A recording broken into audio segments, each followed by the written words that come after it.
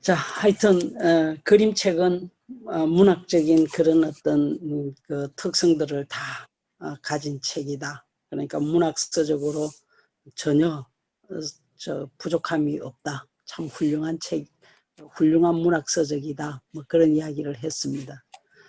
이제 그 문학 교육에 활용해야 되는 5가지 이유를 구체적으로 한번 짚어보겠습니다. 첫째는 그림책은 유아들을 위한 최고의 문학 작품이기 때문이다. 그림책에는 양질의 좋은 이야기들이 너무 많다. 다양한 주제, 소재, 어떤 특성 있는 인물 이런 것들을 묘사해 놓은 그림책들이 너무 많다라는 이야기입니다. 우리가 보통 좋은 좋은 문학 작품의 조건으로 간단하게 꼽는 것은 우선 흥미있는 구성, 그 다음에 여러 가지 그 어떤 그 인물들의 어떤 행위가 있는 그런 책, 그 다음에 너무 대사가 어렵지 않고 재밌는 책, 그 다음에 등장인물의 성격이 좀 잘 드러나는 책, 뭐 못됐다거나 뭐 착하다거나 뭐 순진하다거나 뭐 등등 이런 내용들인데, 이런 이야기들이 수없이 많이 있다. 그러니까 좋은 이야기가 너무너무 많다. 좋은 이야기가 들어있는 책들이 너무 많다. 이런 이야기입니다. 이런 것도 가만 한번 보세요. 겁쟁이 빌리. 이게 앤서니 브라운 책입니다. 얘가 지금 걱정이 너무 많아요.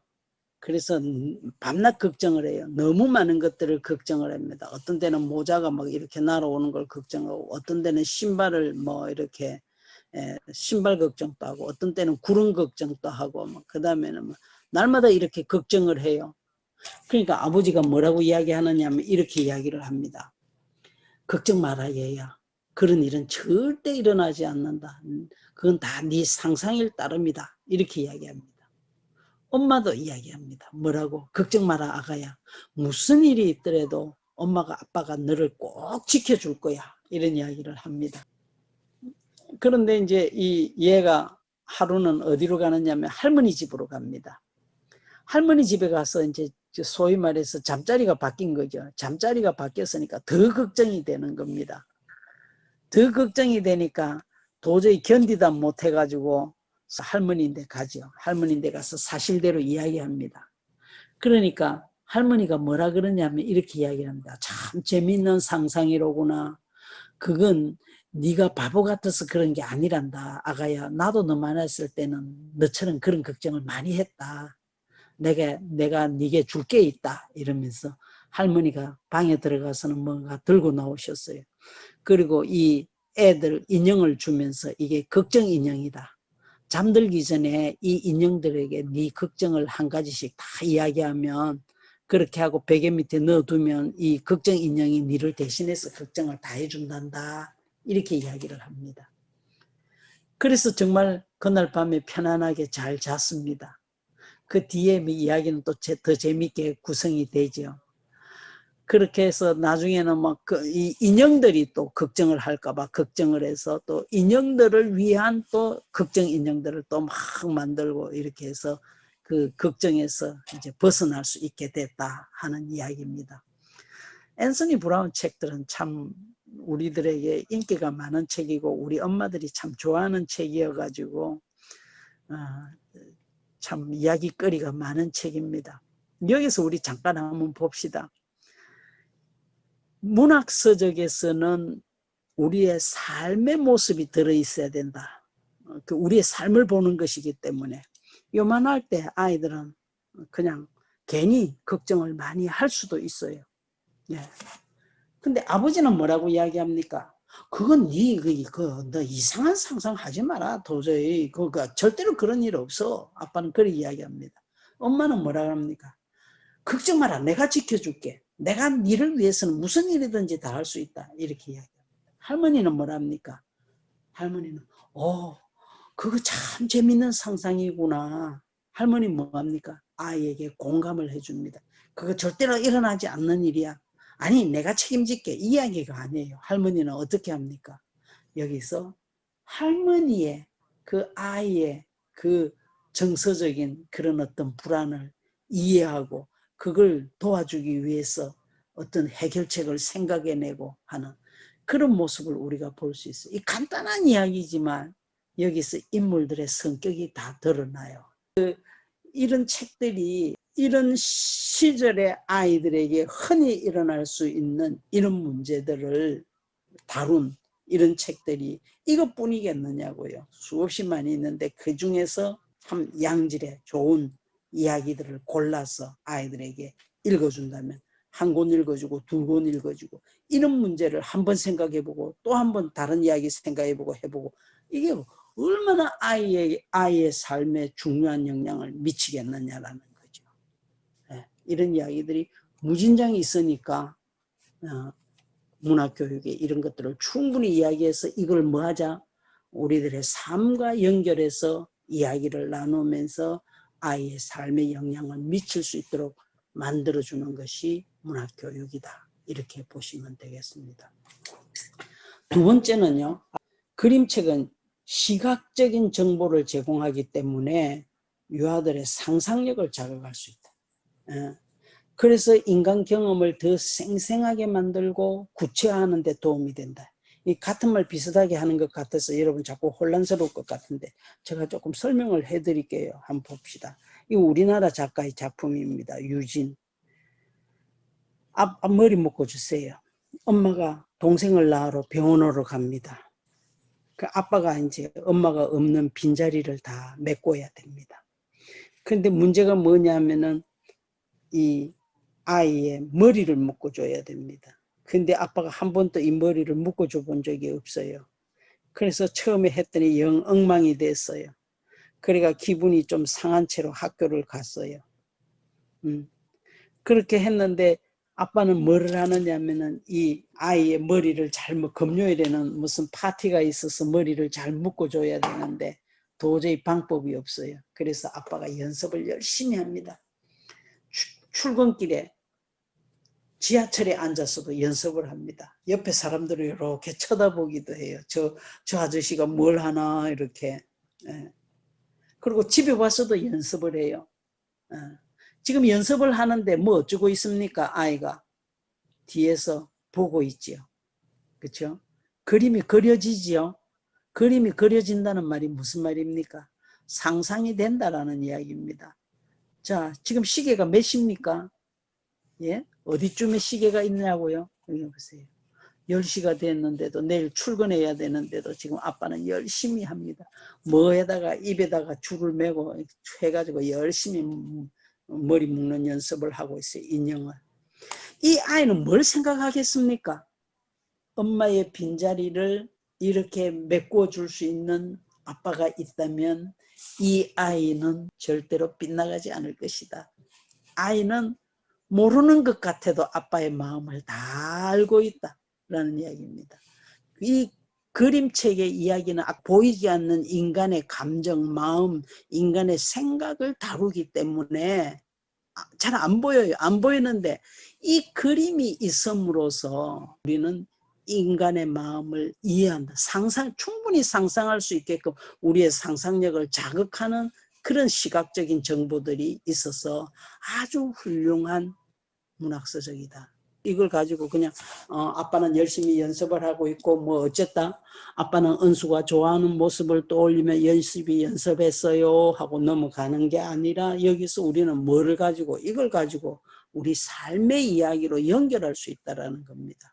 너도 그런 경험 있니? 아빠가 어떻게 하셨는지 뭐 이런 이야기도 하면서 아빠가 이랬을 때 얼마나 힘들었을까 이런 이야기도 하고 은수는 이 아빠가 이렇게 연습하는 걸 보면서 무슨 생각을 했을까? 이것이 바로 삶에 대해서 생각해보는 그런 어떤 방법이다라는 이야기죠. 그래서 그림책은 충분히 훌륭한 문학 서적이다 이런 이야기입니다. 그 다음에 세 번째, 그림책에서 그림은 글이 전달하지 않는 세부적인 것들을 설명해 준다. 글은 한두 가지만 말하지만 이 그림은 모든 것을 한꺼번에 다 보여준다. 그래서 아이들의 감각적 경험을 굉장히 풍부하게 만들어준다. 이런 이야기입니다. 이 내 멋대로 공주도요, 참 재밌는 책입니다. 베비 콜의 책들이 다 이렇게 유머가 풍성한 책들인데, 이 내 멋대로 공주는 별로 결혼이 안 하고 싶어요. 아주 아가씨로 살고 싶대요. 이런 것들이. 그런데 엄마가 불러가지고 네 결혼 안 하면 안 된다고 결혼을 막 하라고 합니다. 그러니까 이 내 멋대로 공주는 깨를 내가지고 그 이웃에 사는 왕자들이 그 결혼을 하려고 하면 자기가 내는 그런 어떤 문제들을 해결해야 된다 이래가지고 각종 남자들에게 막 이렇게 여러 가지 과제를 줍니다. 재밌는 이야기입니다. 근데 그림을 보면 우리가 알 수 있어요. 이 지금 뭐라 그러냐면 이 글은 뭐라고 이야기하냐면 내 멋대로 공주는 결혼하고 싶지 않았어요. 아가씨로 지나는 게 좋았거든요. 글은 이렇게 이야기하고 있습니다. 근데 얘는 왜 결혼을 하고 싶지 않았을까요? 왜 아가씨로 지내는 게 좋았을까요? 이 공주는 어떤 생활을 하고 있었나요? 이 공주는 보통의 공주들하고 같은가요? 옷은 뭐 어때요? 청바지 입고 그 다음에 슬리퍼 끌고 머리도 막 풀고 그 다음에 집은 막 이렇게 어지러 놓고 그 다음에 엎드려서 뭐 이것저것 TV도 보고 뭐 이렇게 해서 아주 편안하게 자유롭게 혼자 제 마음대로 하고 싶은 대로 다 하면서 살고 싶었던 겁니다. 글에는 그런 이야기가 없어요. 그냥 간단하게 그냥 아가씨로 지내고 싶었어요. 이렇게 이야기를 합니다. 그러나 그림책에서는 공주의 어떤 마음 밑바닥까지 다 보여주는 거예요. 어떻게 하면서 살기를 원하는지 이런 감각적인 경험을 만들어주기 때문에 이 아가씨의 마음을 이해하기가 훨씬 더 낫다. 이런 이야기입니다. 그래서 이렇게 바로 했죠. 공주가 얼마나 예쁜지 세부적으로 글은 말해주지 않아요. 공주의 머리가 단발머리인지 긴 생머리인지 옷은 원피스를 입었는지 멜빵 바지를 입었는지 얼굴 표정은 어떤 모습인지 신발은 샌들을 신었는지 운동화를 신었는지 구두를 신었는지 안경을 썼는지 아무것도 말 안 해요. 그냥 뭐 했다? 내 멋대로 공주는 결혼하고 싶지 않았어요. 이렇게 이야기를 합니다. 근데 이런 것들을 예를 들어서 우리가 글만으로 한다고 하면 이걸 다 설명해 주려고 하면 이게 이야기에 맥이 빠져버려요.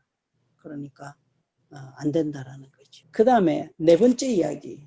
인간의 마음은 기납적인 방법으로 이해하기가 조금 어려워요. 우리 인간의 마음은 주로 연역적인 추론을 통해서 이해를 합니다. 예를 든다면 보십시다. 이제 우리가 이제 딱 들어왔는데 좀 화가 팍 나 있어요. 어떤 사람이. 그럼 왜 화가 났을까? 이렇게 생각을 하게 되겠죠. 왜 화가 났을까? 이런 일이 있었나? 오늘 이런다고 했는데 누구를 만나서 뭐 이렇게 화가 났을까? 또는 뭐가 뭐 못마땅할까? 이렇게 해서 연역적으로 추리를 해 들어갑니다. 그래서 인간의 마음을 이해하는 거예요. 그런데 그림책을 통해서 그 연역적인 추론을 하는 그런 내용들이 많아서 사람들의 마음을 이해하는데 도움이 되는 그런 어떤 방식의 사고를 하도록 준다. 뭐 이런 정도로 이해하시면 되겠습니다. 그 다음에 다섯 번째는 그림책의 많은 주제들이 사실은 뭐다? 아이들의 심리적인 특성을 잘 반영하는 책이 많다. 그러니까 아이들의 삶과 관계되는 그런 책들이 참 많다라는 이야기입니다. 아까 이야기했던 겁쟁이 빌리라든지 괜히 걱정 안 해도 될 걸 괜히 걱정한다든지 엄마한테 야단을 맞고 화가 팍 났다라든지 그 다음에 막 하늘을 한번 날아보고 싶다라든지 그 다음에 회사에 나가는 아빠를 걱정한다든지 그 다음에 아빠하고 같이 뭐를 했으면 좋겠다. 동물원에 가서 동물들을 구경했으면 좋겠다라든지 요 시절에 아이들이 겪을 수 있는 심리적인 문제를 다룬 책들이 상당히 많다라는 겁니다. 우리 조경희 선생님 책 엄마 자판기 같은 거를 보면은 아이가 뭐 하고 싶다는 거예요. 엄마랑 같이 시간 보내고 엄마랑 같이 놀고 싶다라는 것이 그 책 속에 반영이 돼 있잖아요. 아이들은 엄마와 같이 보내는 시간, 그런 것들을 간절히 원한다. 그럴 때 그런 책들을 읽으면서 이야기를 나누자라는 이야기입니다. 지금까지 그림책을 문학교육에 활용해야 하는 이유를 5가지로 말씀드렸습니다. 다음번에는 그림책을 활용해서 문학교육을 어떻게 할 것인지에 대해 말씀드리겠습니다.